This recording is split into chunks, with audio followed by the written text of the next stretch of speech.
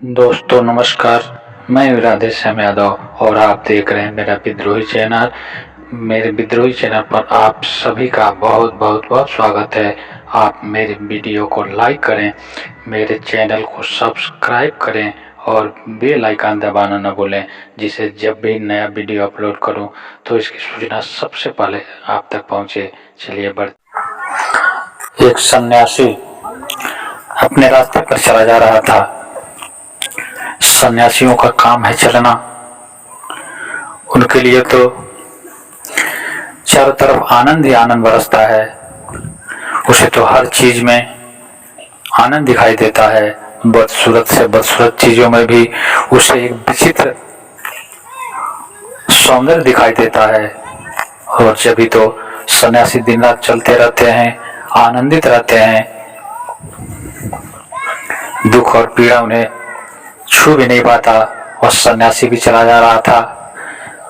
अचानक चलते चलते उसका पैर किसी कठोर चीज से टकराई।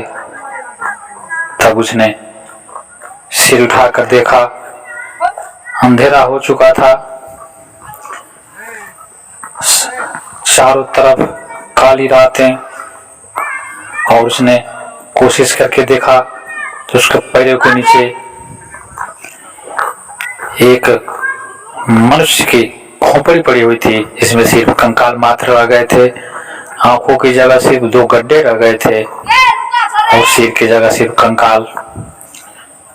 उस सन्यासी ने उस खोपड़ी को उठा करके अपने थैले में रख लिया। उसके साथ ही उसका एक शिष्य भी चल रहा था। उस शिष्य ने उस सन्यासी से कहा, गुरुजी, पता नहीं यह किस जात के व्यक्ति की खोपड़ी है, आपने इसे उठाकर थैले में रख लिया।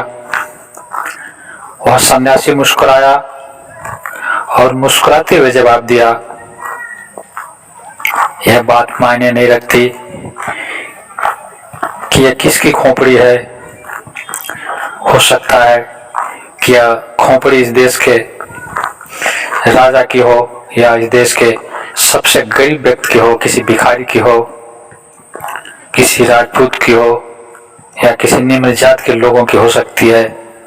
लेकिन इस समय तो सिर्फ और सिर्फ मानव कंकाल है, मानव खोपड़ी है।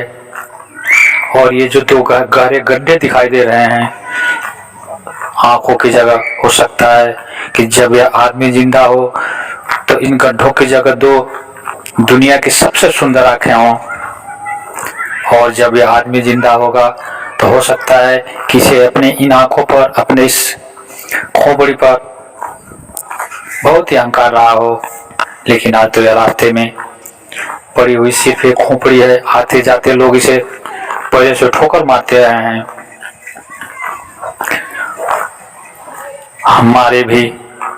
हमारी भी कल यही गति होने वाली है।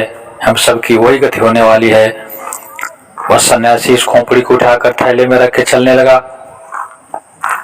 चलता रहा। जब भी जाता, जब भी वह उदास होता, जब भी कभी उसे कोई एकांत मिलता, वह खोपड़ी निकाल के चुपचाप उन्हें देखता रहता।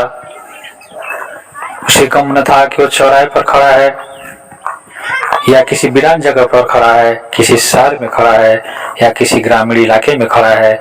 जहां भी इच्छा होती उन्हें निकाल के देखना शुरू करता और लंबे समय तक देखता रहता। ऐसे ही एक दिन एक अजीब घटना हुई। वह एक बाजार के किनारे बैठ करके उस खोपड़ी को देख रहा था बड़ी देर से। तभी पास ही के विद्यालय में बच्चों की छुट्टियां हुई थी। बच्चे अपने अपने घरों को लौट रहे थे।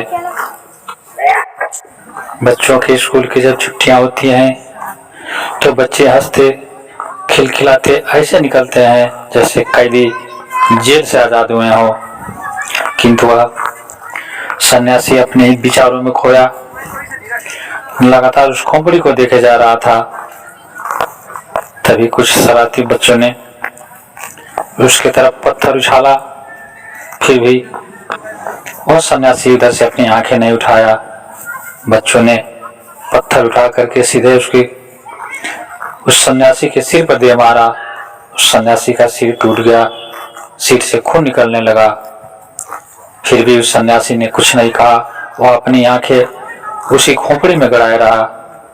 बच्चों को बड़ा आश्चर्य हुआ, यह कैसा व्यक्ति है जिसके सिर से खून निकल रहा, पर वह सिर उठा के भी नहीं देख रहा। अंत में बच्चे को आश्चर्य हुआ और आश्चर्य के मारे बच्चे उसके पास पहुंचने लगा, बाबा हम लोगों ने मार के तुम्हारी खोपड़ी तोड़ दी, आपके खोपड़ी से खून रिस रहा है, फिर भी आपने कुछ नहीं कहा। इस पर मुस्कुराते हुए उस सन्यासी ने जवाब दिया कि बेटे, तुमने जो कुकर्म किया है, तुमने जो गलती की है, उसकी सजा तो तुम्हें या प्रकृति दे देगी या भगवान दे देगा, लेकिन मैं इसके बदले में तुम्हारी खोपड़ी फोड़ूं, तुम्हें गालियां दूं। पहले ही न जाने जीवन में मैंने कितने पाप कर लिए हैं, न जाने हमारे जीवन में जाने अनजाने में कितने पाप पहले ही हो चुके हैं, और उन पापों की लंबी श्रृंखला में अगर मैं तुम्हें पत्थर मारूं, अगर मैं तुम्हें गालियां दूं, तो एक पाप और जुड़ जाएगा। कम से कम मैं एक पाप से तो बच गया। यह मेरे जीवन की सबसे बड़ी उपलब्धि होगी। और यह कहानी हमें यह सिखाती है कि किसी को भी सजा देने का नैतिक अधिकार हमको नहीं है। जो जैसा करेगा, जिसके जैसे व्यवहार होंगे, जिसके जैसे कर्म होंगे, यह प्रकृति उन्हें निश्चित रूप से सजा देती है।